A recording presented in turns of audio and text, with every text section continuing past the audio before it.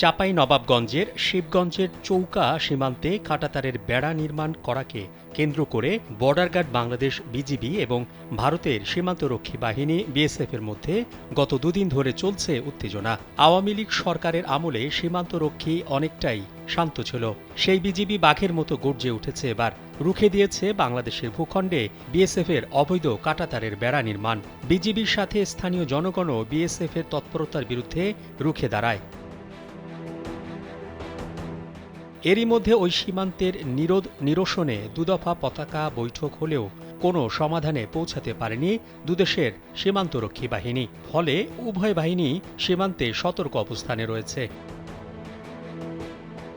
Sandalina so, রূপচর্চায় আভিজাত্য।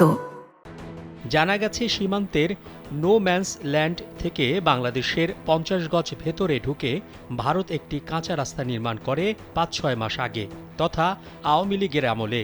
সেই রাস্তার কাঁটাতারের বেড়া নির্মাণের সময় এই উত্তেজনা দেখা দেয়। এদিকে সীমান্তে বাংলাদেশের ভূমি রক্ষায় স্থানীয়রাও নিজেদের প্রত্যয় জানিয়েছে। বিএসএফের অবৈধ কর্মকাণ্ড প্রতিহত করতে বিজিবির সঙ্গে তারাও দিনব্যাপী সীমান্তে অবস্থান নেয়। একইভাবে ভারতীয় নাগরিকদেরও বিএসএফের পাশে অবস্থান নিতে দেখা যায়।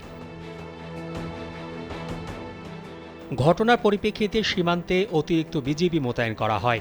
বিজিবির sector commander colonel Imran Khan সহ ঊর্ধ্বতন কর্মকর্তারা ঘটনাস্থল পরিদর্শন করে সেখানে অবস্থান করেন।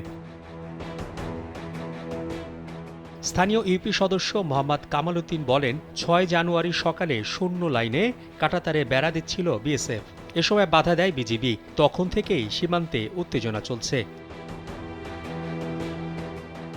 ৫৯ বিজিবির অধিনায়ক লেফটেন্যান্ট কর্নেল গোলাম কিবরিয়া জানান, সোমবার সকালে ভারতের মালদা জেলার কালিয়াচক থানার সবদলপুর বিএসএফ ক্যাম্পের সদস্যরা সীমান্ত ঘেঁষে কাঁটাতারের বেড়া নির্মাণ কাজ শুরু করলে বিজিবির পক্ষ থেকে বাধা দেওয়া হয়।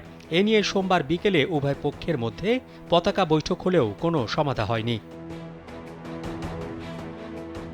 পরের দিন আবার বিএসএফের পক্ষ থেকে ওই অবৈধ রাস্তার পাশে কাঁটাতারের বেড়া নির্মাণের কাজ শুরু করলে বিজিবি বাধা দেয়।